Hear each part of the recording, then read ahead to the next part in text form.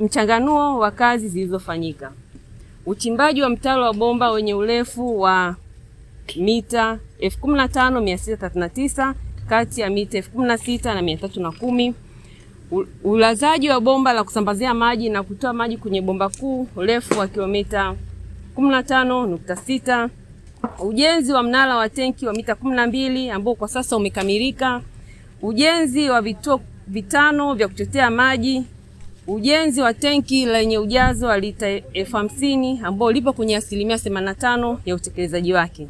Mpaka sasa mkandarasi bado hajaleta pampu ya kusukumia maji pamoja na kuvuta umeme kwenye eneo la chanzo. Kwa ujumla, utekelezaji wa mradi huu umefikia 75%. Changamoto katika mradi huu ni upatikanaji wa fedha za kumlipa mkandarasi certificate namba 1. Hadi sasa mkandarasi hajalipwa kiasi chochote cha fedha na anadai kiasi cha shilingi milioni 260, 191 na 630 kwa kazi alizofanya kwa mujibu wa mkataba. Mikakati. RUWASA inaendelea kuhimiza mkandarasi kuongeza kasi ya utekelezaji wa mradi huu ili kukidhi haja ya mkataba huu. Lakini vile vile sisi kama RUWASA tunaendelea kuzikumbushia mamlaka husika ili waweze kutuletea fedha kwa ajili ya utekelezaji wa mradi huu. Nifurahie na ujenzi, kwa sababu ingekuta sehemu zingine tusingekuta katika kazi kama hii. Na nimefurahia mjenzi huyu. Umepewa kazi hii, japo hujalipwa hata senti 5, lakini kazi imeenda vizuri. Tumpigie makofi ndugu zangu. Hujalipwa pesa, lakini mradi umefikia asilimia ngapi? 75. Asilimia 75. Kutengeneza tenki kama hili, kulaza mabomba kilomita 15, umelaza mabomba. Unasubiri sasa hivi kuweka pump. Huo ni uhodari katika kazi. Ilikuwa kwa mkandarasi mwingine sio rahisi. Alaze bomba kilomita 15. Ajenge tenki kama hili na kazi zingine zote za mobilization. Alafu hajalipwa, sio jambo rahisi. Kwa hiyo mkandarasi tunakupongeza sana. Kwa hiyo mimi binafsi kama nikiwa mbunge nimeridhika na hii kazi. Nimeridhika kazi yetu kubwa sasa.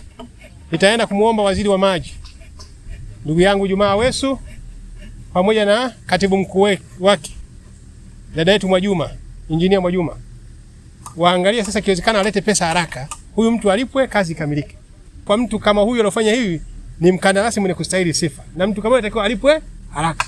Kwa hiyo jambo hili nitaenda kumwambia waziri wa maji. Hapa nikitoka tu nitampigia simu waziri wa maji. Na nitapigia simu engineer, katibu mkuu, wafanye utaratibu hiyo certificate iliyokuwa raised, na ikiwezekana naomba niipate copy. Nitawatumia kwa WhatsApp leo hii. Kwamba wafanye ikiwezekana alipwe haraka, kazi ikamilike hii. Najua extension imeenda mpaka mwezi gani sasa? Mwezi wa Julai. Basi niwaombe twende na kasi ile, sawa? Twende kasi ile tumalize huu mradi huu. Issue ya malipo sio tutahangaikia. Twende kasi ile tumalize huu mradi huu. Lakini niseme binafsi na viongozi wenzangu, jamani, niseme hapa nawapigia makofi maengineer wote. Maengineer wa ujenzi upande wa kandarasi na engineer wetu wa RUWASA nawapigia makofi sana. Na RUWASA Kisarawe, engineer unafanya kazi kubwa. Leo tunakuwa tunakusifia siku zote. Lakini kwa kweli unastahili nini? Sifa. Ila bahati mbaya watu wanaosifiwa ndio wanapigwa majungu. Lakini unadhani hajapigwa majungu. Huyu hajapigwa majungu. Nadhani hujapigwa majungu. Lakini unafanya kazi vizuri.